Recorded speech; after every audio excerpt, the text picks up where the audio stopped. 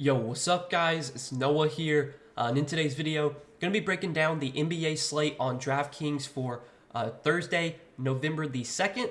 We do have a smaller slate tonight, guys, a 4-game slate for this Thursday, but I still wanted to give you guys a breakdown of this slate, what I do like, taking a first look on Wednesday night. We're going to go game by game, talk about each team, kind of give a quick breakdown of this slate, but before we do get started, as always, if you guys do enjoy these DFS videos, and if they do help you out, make sure you hit that like button down below, hit that subscribe button if you have not yet, and if you guys are new to the channel, be sure to go check out PrizePicks, the sponsor of this video. You guys can sign up for PrizePicks, linked down below in the description, or just when you sign up, make sure to use promo code NOAH. You will get your first deposit matched up to $100 when you sign up for PrizePicks with my promo code. And for those of you that don't know what PrizePicks is, they are a player prop site. Very simple and easy to use. You're just picking more or less on player projections. It's that simple. You have to make at least 2 picks on PrizePicks, but you can make up to 6 picks, and you can win up to 25x your money. PrizePicks does offer a lot of sports: NFL, NBA, college football, soccer, esports, KBO. I mean, they offer pretty much everything. And on PrizePicks, you can mix and match sports. You can make multi-sport entries. It's a lot of fun. You guys definitely need to be playing over there. Again, get signed up. Use that code NOAH to get your first deposit matched up to $100. But let's go ahead and talk about this little 4-game slate for Thursday. We'll start off with the first game of the night, the Raptors and the Sixers. So the Raptors, they are on the second night of a back-to-back. We'll have to monitor their injury report. Anytime teams are on back-to-backs, there's always a chance some guys get ruled out or something. But I think for the most part, we can expect pretty much all the main guys for Toronto to play here. Looking at this Toronto team, I don't like a ton on this Toronto team, on this slate, especially when you just look at the pricing. A couple of guys, though, that I think are somewhat appealing. Scotty Barnes, he has been amazing this season. He's been super consistent. I know he's really expensive at $8,200, and I know this matchup against Philadelphia is probably not the best. But, man, Scotty Barnes has been playing a ton of minutes, been stuffing the stat sheet, scoring, rebounding, getting assists, been getting defensive stats as well. It feels weird paying almost the same price for Scotty Barnes as you would pay for Pascal Siakam, but so far this season, Barnes has kind of been the lead guy on offense. He's been, just doing everything.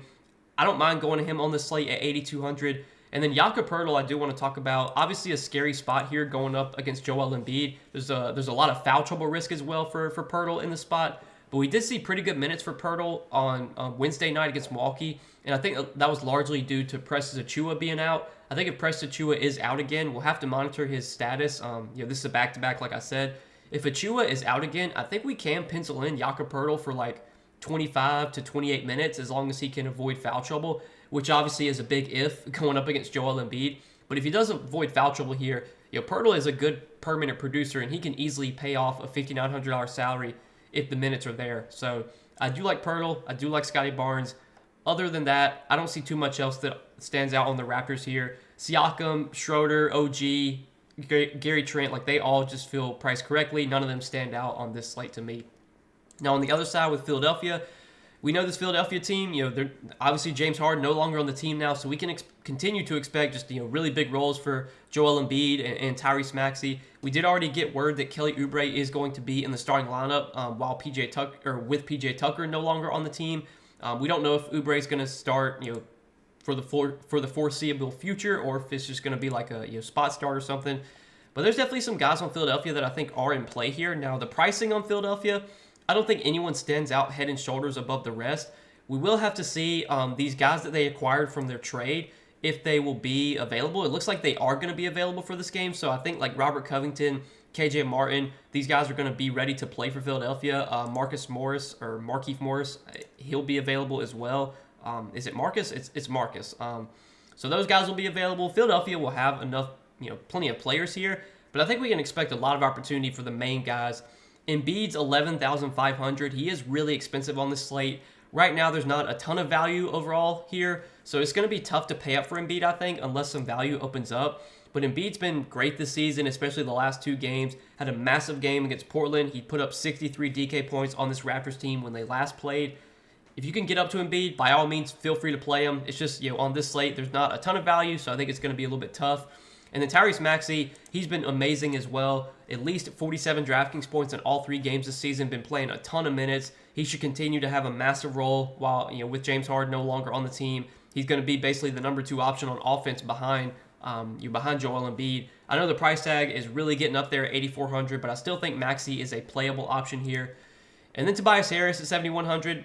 I'm not super interested in. I think I'd rather get up to Maxey or just play, Kelly Oubre, who's cheaper. Kelly Oubre, I do have a good amount of interest in here. Oubre has shown the ability to produce when he does get minutes, and now that he's going to be in the starting lineup, at least for right now, I think we can expect Oubre to play like low 30s minutes. He's 5,800. He's not super expensive. I do like Kelly Oubre here on this slate. And then DeAnthony Melton, I still think is a fine play. His minutes should be pretty secure here. He's going to start, probably play low 30s minutes. Melton, typically been a good permanent producer throughout his career. I think he's okay at 5,500.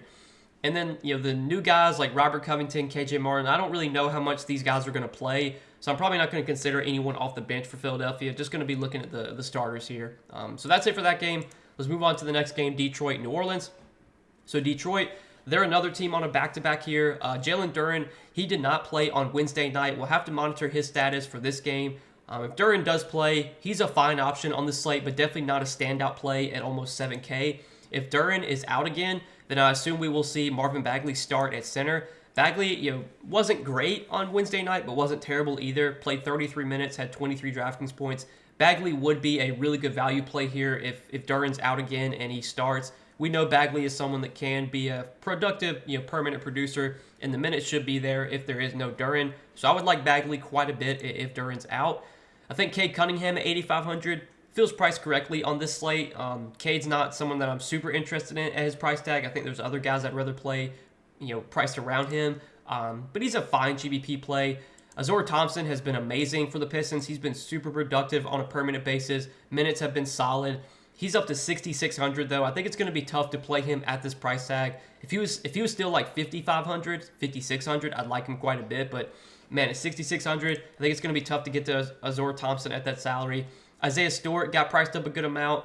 Even if Duren's out again, I don't have a ton of interest in Stewart at over 6K.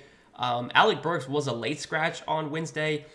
If he's out again, I think that probably benefits a guy like Jaden Ivey. But Ivey's not really been playing a ton of minutes for this season for the Pistons. Tough to feel super confident in him, but I think he would get a little boost.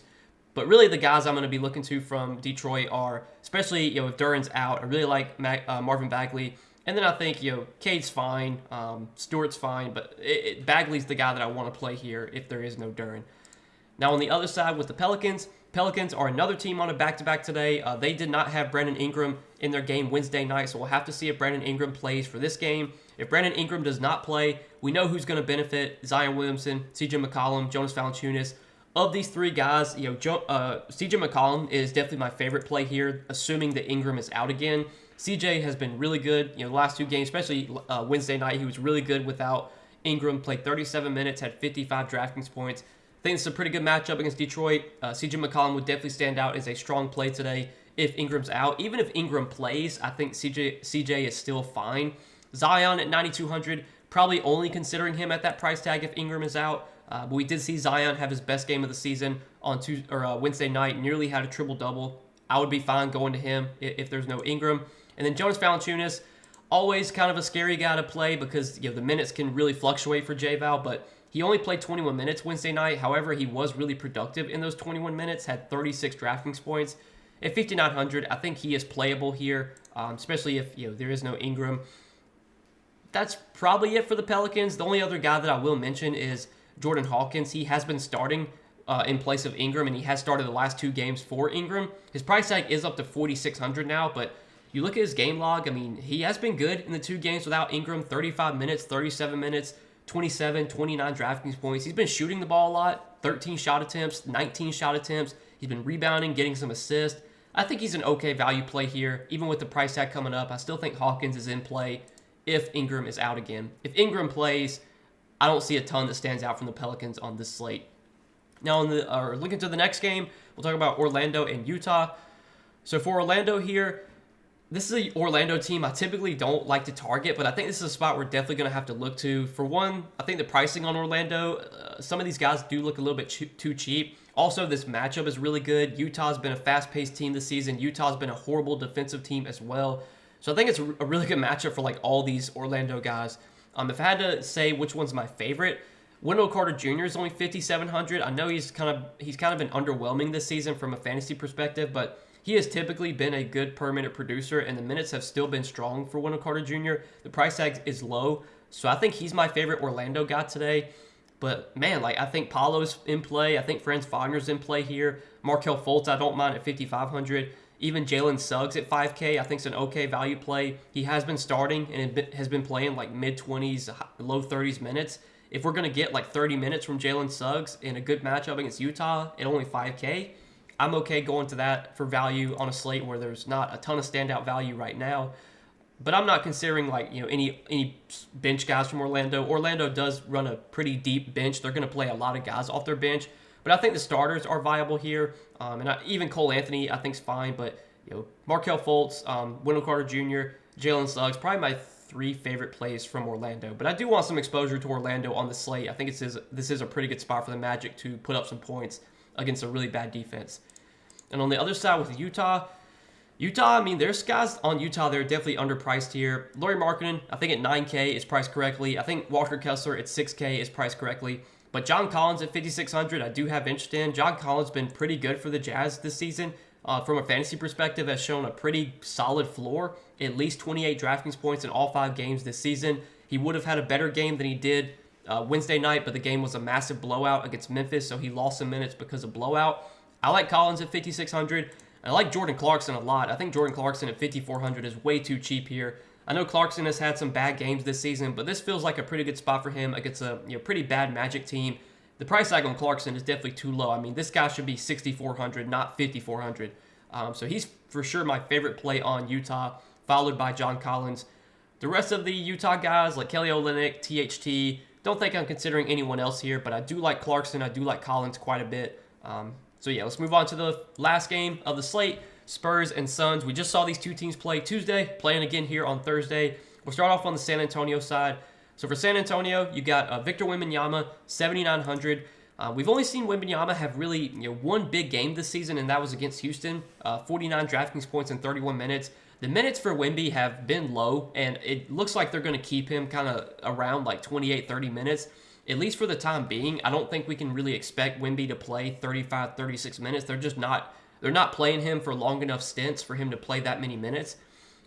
But I still think Wemby is going to be a really productive per-minute producer. He has shown to be a good per-minute producer this season. Even in 28, 29 minutes, Wemby can still put up 45, 50 Draftkings points. I don't mind going to him at 7,900 here. I think he's fine to go to on this slate.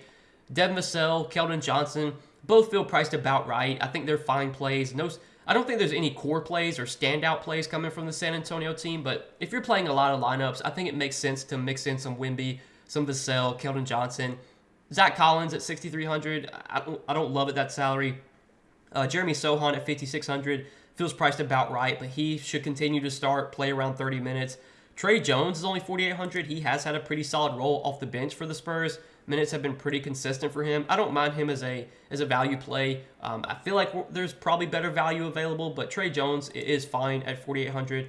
That's really it, though, for the Spurs. And on the other side of this game with Phoenix, some news we're going to have to monitor from Phoenix is the status of Devin Booker. So Bradley Beal has already been ruled out, but Devin Booker is questionable. Obviously, if Devin Booker returns, that's going to hurt everyone. It's going to hurt Kevin Durant. It's going to hurt Nurkic a little bit. It's going to hurt Eric Gordon, Jordan Goodwin, Grayson Allen. Like, all these guys are going to get a bump down if Booker returns.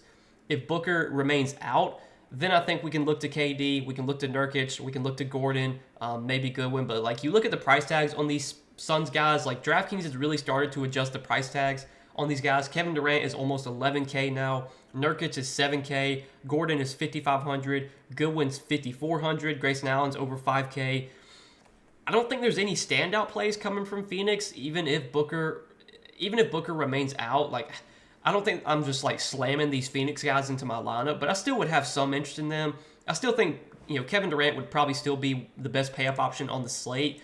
If there is no Booker, just because we know Durant's going to have a massive role without Booker and Beal. I know the production the last 2 games has not been great for Kevin Durant, but you got to think, without Booker and Beal, I mean, he's just going to have a massive role. I would still like going to Booker or to Durant at that salary. Nurkic at 7K feels priced about right, but he should still have a pretty solid role. Minutes have been pretty good for Nurkic, so far for the Suns this season. He's fine at 7K. Eric Gordon, Jordan Goodwin, Grayson Allen, I think I'm only considering these guys at their price tags if Booker's out. If Booker plays, I have no interest in those guys. I have no interest in Okogie. So it's just kind of wait and see right now, and it's tough because this is the last game of the night. I don't know when we're going to get this news on Booker. Maybe it makes some sense to leave a couple spots open in your lineup to maybe late swap or something, but I wouldn't be like going out of my way to make sure that I have exposure to Phoenix. I could definitely see none of these Phoenix guys really outperforming their salaries because DraftKings again has priced these guys up to a point where none of them really stand out as strong options. And then if Booker does play, I mean, I guess you could consider Booker at 9,500 as a low-owned GPP option. We've only seen Booker play one game this season. He was really good in that one game. But at 9,500, I mean, you are paying the premium for Booker here. He would just be like a low-owned dart throw if he is able to go. But that'll do it for that game, guys. That'll do it for this little 4-game slate for Thursday night.